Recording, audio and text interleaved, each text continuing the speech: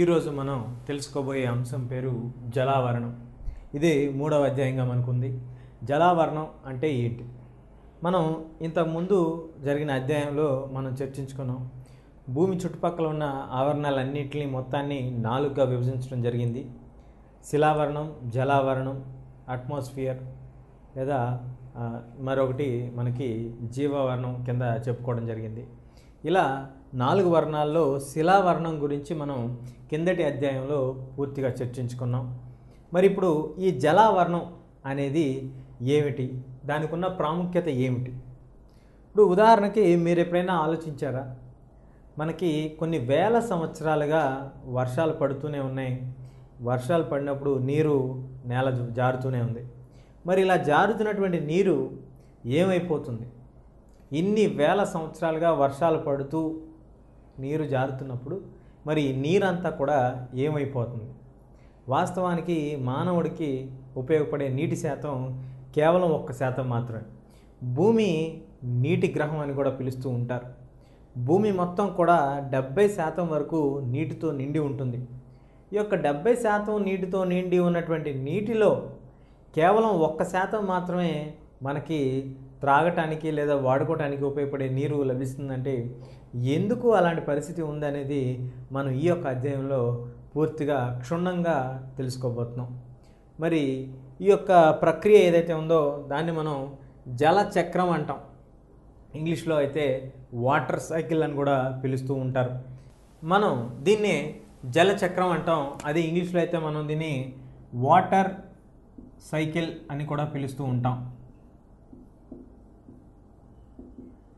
ఏమిటంటే ఈ water cycle అంటే నీరు ఆవిరిగా మారటం, అంటే భూమిపైన ఉన్న నీరు ఆవిరిగా మారి అది అటుగుండా గాలిలో కలిసి గాలిలో తేమ శాతాన్ని ఇంక్రీస్తూ అటుపైన అవి మేఘాల్లో చేరినాక మేఘాలు అలా కదులుతూ ఉన్నప్పుడు అవి కదిలి పైకెళ్ళే కొద్దీ చల్లబడిన వాతావరణం వలన ఈ నీరు ఏదైతే ఆవిరిగా మారి పైకెళ్ళిందో ఆ ఆవిరిగా మారినటువంటి నీరు మళ్ళీ నేల మట్టానికి వచ్చి ఆ పైన నీరు పూర్తిగా ఆవిరి నుంచి మళ్ళీ నీట్గా మారటం, అక్కడ నుంచి మేఘాల్లో నుంచి వర్షం కురవటం, మళ్ళీ ఆ నీరు కింద నేలకు రావటం, మళ్ళీ ఆ నీరు మళ్ళీ కొన్ని రోజుల తర్వాత మళ్ళీ అది ఎండకి ఎండటం, ఈ యొక్క ప్రక్రియ ఏదైతే ఉందో దీని మొత్తాన్ని కలిపి మనం జలచక్రం లేదా వాటర్ సైకిల్ అని పిలిచాం. మరి ఈ యొక్క జలచక్రం లేదా వాటర్ సైకిల్లో మనం ఒక చిన్న వాక్యంలో కనుక మనం చెప్పుకోవాలనుకుంటే లేదా మ్యాథమెటిక్ ఫార్ములా లాగా కనుక మనం చెప్పుకోవాలనుకుంటే a+b² a+b² మనం ఎలా రాస్తాం? a+b = a² + b² + 2ab. ఇలా వంటి విధంగానే ఒక ఫార్ములా రూపేణా మనం గనక ఈ యొక్క జలచక్రాన్ని గనక రాయాల్సి వస్తే ఎలా రాస్తామంటే వర్షపాతం అంటే వర్షం పడుతున్నప్పుడు ఎంత శాతం పడుతుంది అనేది, ఉపరితలం పైన వాన నీటి ప్రవాహం, ఎక్కడి నుంచి మనకు వాన పడుతుంది? మేఘాల్లో ఉన్నటువంటి నీటి శాతాన్ని బట్టి మనకు వాన కురుస్తూ ఉంటుంది. ఈ యొక్క ఉపరితలం పైన ఉన్న వాన యొక్క నీటి ప్రవాహం ప్లస్ నీరు ఎంత శాతం ఆవిరి అవుతుంది, నీరు ఆవిరి కావటాన్ని బట్టే కదా నీరు పైకి చేరుతూ ఉంటుంది. మరి ఈ యొక్క బాష్పోత్సేకం అంటే మరొక ప్రక్రియ ద్వారా, అంటే నీరు ఎలా అయితే చెట్ల యొక్క రెమ్మలపైన కొమ్మలపైన ఉన్నటువంటి నీరు కూడా ఇంకిపోతూ ఉంటుందో ఇవన్నీ కూడా సహజంగా ఏర్పడినటువంటి ప్రక్రియలు. వీటన్నిటినీ కలిపి మనం వర్షాపాతం అంటాం, లేదా దీన్నే మనం జలచక్రం లేదా వాటర్ సైకిల్ అని కూడా పిలుస్తూ ఉంటాం. వాస్తవానికి మరి సముద్రంలో ఎన్ని నీళ్ళు ఉన్నప్పటికీ కూడా ఆ నీటిలో మనకు ఉపయోగపడే నీరు చాలా తక్కువ. ఎందుకని? అందులో ఉప్పు శాతం ఎక్కువ కాబట్టి. ఇలా ఎన్నో రకాలైన కారణాలు ఉన్నాయి. మొదటగా మనం జలచక్రం యొక్క వివిధ స్టేజెస్ని కనుక మనం తెలుసుకుంటే మొదటిది వచ్చి బాష్పీభవనం, 2 రవాణా, 3 ద్రవీభవనం, 4 అవపాతం, 5 ఉపరితల ప్రవాహం, 6 భూగర్భ జలం. ఈ విధంగా జలచక్రం యొక్క వివిధ భాగాలుగా విభజించడం జరిగింది. ఈ వివిధ భాగాలు అనేవి ఏంటి, వాటి వలన మానవుడికి ఉన్నటువంటి సంబంధాలు ఏంటో ఇప్పుడు మనం తెలుసుకుందాం. ఇప్పుడు మనం జలవరణంలోని జలచక్రం గురించి మనం తెలుసుకోబోతున్నాం. మొదటగా ఉన్న ఈ యొక్క 6 విభాగాలను కనుక మనం చూస్తే, లేదా 6 పద్ధతులని 6 భాగాలుగా ఈ యొక్క జల చక్రం అనేది విభజించబడి ఉంది.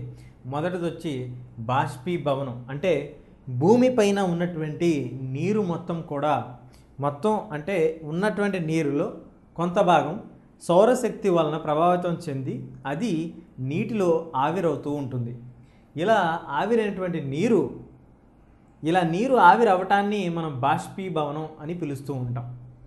ఇది మొదటి ప్రక్రియ. ఇటు పిమ్మట ఇలా ఆవిరైనటువంటి నీరు మెల్లగా గాలిలో గుండా మేఘాల వద్దకు చేరుతుంది. అలా మేఘాల వద్దకు చేరిన ఈ యొక్క ఆవిరి మేఘాల గుండా, సముద్రాల మీద గుండా ఈ ఆవిరి పైకి తేలుతూ ఉంటుంది. ఈ చల్లటి గాలులు వాటిని నెడుతూ ఉంటాయి. దాన్నే మనం రవాణా ప్రక్రియ అన్నాం. మరి మూడవది వచ్చి ద్రవీభవనం అంటే ఈ యొక్క ఆవిరి చిన్నటువంటి బిందువులుగా మారి పైన ఉన్నటువంటి మేఘాలలో లేదా మబ్బుల్లో నిండుతూ ఉంటుంది. దాన్నే మనం ద్రవీభవనం అన్నాం. మరి 4వ స్టేజ్ వచ్చి అవపాతం. అంటే పూర్తిగా ఉపరితలంపైకి చేరుకోవటం. మొట్టమొదటిగా ఉన్న ప్రక్రియ బాష్పీభవనం. ఇక్కడ ఉన్నటువంటి నీరు నేలపైన ఉంది. ఈ నేలపైన ఉన్నటువంటి నీరు సౌరశక్తి వలన అది ఆవిరిగా మారి, ఉష్ణోగ్రతలు పెరగటం వలన అది ఆవిరిగా మారి, అలా మారినటువంటి ఆవిరి రవాణా చెంది పైన ఉన్న మేఘాల్లోకి వెళ్ళి అక్కడ చిన్న బిందువులుగా మారి అటు పిమ్మట అది మనకి పూర్తిగా ఉపరితలం పైకి వస్తుంది. దాన్నే మనం అవపాతం అన్నాం. ఈ 4 స్టేజ్లు దాటిన పిమ్మట 5వ దారికి వచ్చేసరికి ఉపరితలం పై నుండి నీటి ప్రవాహం అన్నాం. ఉపరితలం పైన నీటి ప్రవాహం ఏమిటండి అంటే, ఉపరితలం అంటే మన భూతలం పైన వర్షం ఎప్పుడైతే కురుస్తుందో ఆ కురుస్తున్నటువంటి వర్షం మొట్టమొదటిగా ఎక్కువ శాతం నేలపై అంచున పడుతూ ఉంటుంది. అది మనం కనుక నివాసయోగ్యమైన ప్రాంతం అయితే ఇళ్లపైన, అదే నివాసం లేని ప్రాంతం అయితే కొండల మీద, గుట్టల మీద ఈ విధంగా పడుతూ నీరు జాలువారుతూ ఉంటుంది. ఇలా జాలువారటాన్నే మనం నీటి ప్రవాహం అంటాం. మరి అటు పిమ్మట ఇలా జాలువారుతున్నటువంటి నీరు ఇటు సముద్రంలో కానీ, నదుల్లో కానీ, సరస్సుల్లో కానీ కలుస్తూ ఉంటుంది. ఇలా కలిసినటువంటి నీరు భూగర్భ జలం కింద మారుతూ ఉంటుంది. అంటే ఇలా జారుతున్నటువంటి నీరు భూమిలో ఉన్నటువంటి చిన్న రంధ్రముల వల్ల భూమిలోకి ఇంకటం వల్ల అది అలా ఇంకి కింద ఉన్నటువంటి భూగర్భ జలాల్లో కలుస్తూ ఉంటుంది. ఈ విధంగా మనకి జలచక్రం అనేది ఏర్పడుతూ ఉంటుంది.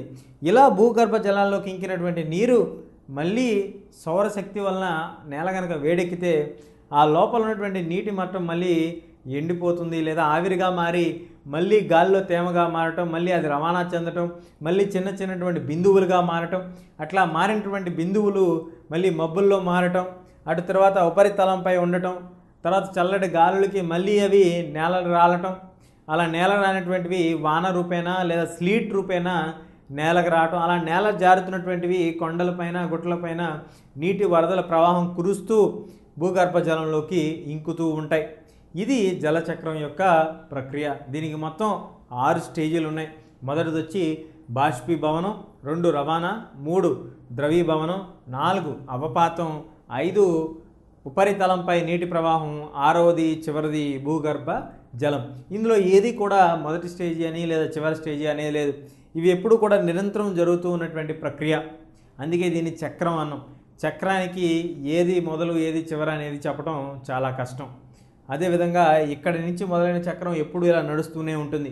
ఇలా నడుస్తూనే ఉంది కాబట్టే మనకి వేల సంవత్సరాల పాటు వర్షాలు కురిసినప్పటికీ, ఎన్నో భయంకరమైనటువంటి తుఫాన్ల వలన భారీ వర్షాలు కురిసినప్పటికీ మన భూమిపైన నీటి మట్టం ఎప్పుడు కూడా ఇంచుమించుగా ఒకే శాతంలో ఉంటూ వచ్చింది. ఎందువలన? ఎక్కువైనటువంటి నీరు ఆవిరైపోతుంది, తక్కువైనప్పుడు వర్షం రూపేణా నీరు కిందకు వస్తూ ఉంటుంది.